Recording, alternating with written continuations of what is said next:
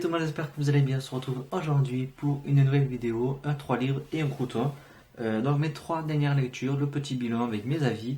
On va commencer tout de suite. On commence avec le livre de Kemar, donc le livre dont vous êtes le zéro et pas le héros.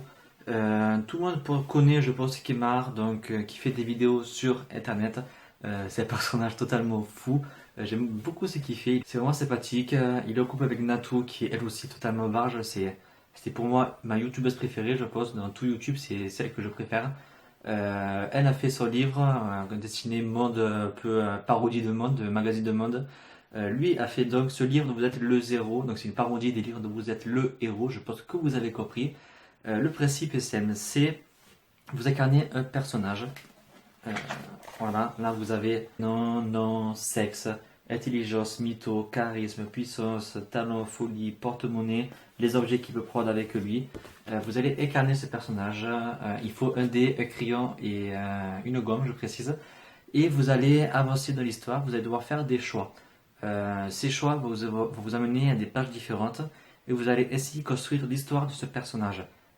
Si vous le lisez 2 fois, 3 fois, si vous ne faites pas les mêmes choix, vous allez toujours avoir une histoire différente et une fête différente. Moi, je l'ai fait 5 fois, 6 fois, je crois.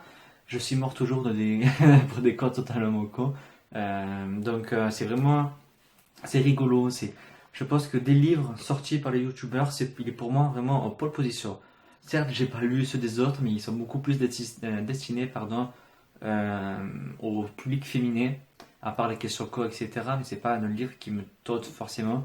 Mais celui-là, oui, il m'a vraiment beaucoup plu. Quand il a été proposé par Michel Lafon, j'ai de suite sauté sur l'occasion. Et je regrette pas parce que c'est vraiment une très très bonne, une très chouette lecture. C'est sympathique. Ne cherchez pas, bien entendu, à lire du Proust, à lire du Victor Hugo, etc.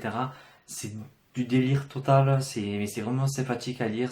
On se prend au jeu. En fait, on veut savoir ce qui va arriver à ce personnage.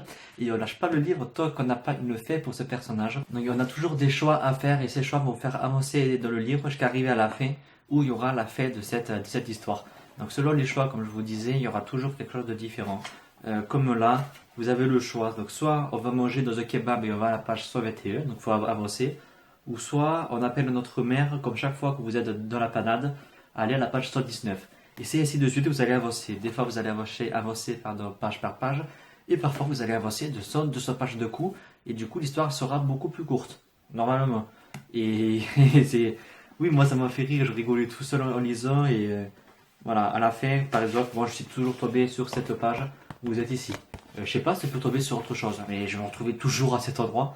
Moi ça m'a fait rire. J'ai passé un très bon moment de lecture. Et oui, ça m'a donné le sourire. C'est vraiment un livre pour cet été, voilà, au bord de la mer, au bord de la piscine. Vous prenez ça, vous prenez un crayon si vous voulez jouer avec les points. Et voilà, il faut savourer, c'est vraiment un très très beau moment de lecture. On continue avec tome 2 de la saga Mal-en-Fer, la source magique, donc le livre jeunesse. Donc ce tome 2 est tout aussi bien que le premier, j'ai vraiment aimé. L'univers magique, l'univers féerique s'agrandit de plus en plus, on commence à découvrir des choses. Les deux enfants, les frères et la sœur commencent à se montrer plus, à se dévoiler plus aussi. Je parlerai pas de l'histoire pour pas spoiler le premier, bien entendu. Donc c'est vraiment, voilà, pour moi c'est une petite réussite ce livre, c'est vraiment sympa, c'est pas un coup de cœur, parce que une cause de toute bête. On nous baratine depuis le début avec les professeurs qui sont ici, comme quoi ce sont des créatures, voilà, ici, ce sont des avatars. On les voit 2 scènes dans le livre et leur transformation ne sert à rien. Donc j'aimerais vraiment savoir où ça va mener ça, parce que pour l'instant ça sert strictement à rien. Donc voilà, je pense que ça ne sera peut-être le troisième, sinon oui, à part ça, c'est très bonne lecture. J'aime beaucoup les révélations sur Mal-en-Fer. Donc Mal-en-Fer c'est une forêt pour ceux qui ne savent pas. Cette forêt magique qui meurtrière, qui s'approche petit à petit. Et j'ai bien aimé découvrir plus de choses sur l'intérieur de cette forêt et je pense me lire le troisième cet été. À noter la fin qui est juste horrible, donc voilà, on est obligé de lire le troisième assez vite parce qu'on veut savoir cette fin. Donc je remercie encore Mathieu pour cette voix car c'était vraiment une très bonne lecture. On termine cette vidéo, j'ai fait vite j'ai l'impression, avec le seul et unique Yvain. Donc voici ce livre dont on parle très très peu malheureusement. Yvain c'est ce petit cochon, ce petit gorille, j'allais dire sanglier. ce, pe- ce petit gorille, enfin petit, non pas petit, il a 14 ans je crois, 13-14 ans, qui vit dans une station d'autoroute. Il y a petit zoo, petit, enfin zoo entre guillemets, il y a trois animaux. Petit, voilà, une petite exposition d'une station-service d'animaux. Il est seul dans sa cage. À côté, il y a une éléphante. Et il y a un petit chien qui avait ami avec lui, voilà, qui est souvent lui rendre visite. Un jour, il va emmener un petit éléphant, voilà, un petit éléphanto, du nom de, je ne sais plus. Donc c'est Ruby, et il va essayer à prendre soin d'elle. Je peux pas dire en fait l'histoire. C'est compliqué à dire l'histoire. C'est une histoire d'animaux, voilà, qui vivent dans des cages et ils s'imaginent ce que, est-ce qu'ils sont mieux là, est-ce qu'ils seraient pas mieux dehors, est-ce qu'ils seraient pas mieux dans un cirque, comment ils pourraient être mieux. Et moi, c'est un livre déprimant, faut l'avouer, c'est déprimant. J'ai versé ma petite larme à un moment. C'est joli, c'est joli, c'est joli, c'est mignon, c'est touchant. Mais c'est déprimant aussi, quand je vous le redis, on sort de là, on n'a pas envie de faire la fête, quoi. Oui, mais c'est la réalité. C'est vrai que ça peut se poser des questions, surtout que j'allais dire leur chef, non, leur gardien, comment on peut dire, le directeur de l'établissement est pas vraiment quelqu'un de conseiller, mais pourtant il aime ses animaux, mais il n'arrive pas à gérer tout ça parce que ça marche pas, il y a personne, il n'a pas de sous pour eux et il ne peut même pas leur payer le vétérinaire, mais il veut pas les lâcher parce que finalement il les aime, quoi. Et même s'il est dur, et oui, il y a du pour, il y a du contre, et c'est vrai qu'on a cette vision des animaux dedans. Il y a que Yvan en fait qui, vu qu'il s'est gorille, il est un peu plus intelligent que les autres, il arrive à comprendre certaines choses, à tisser des liens.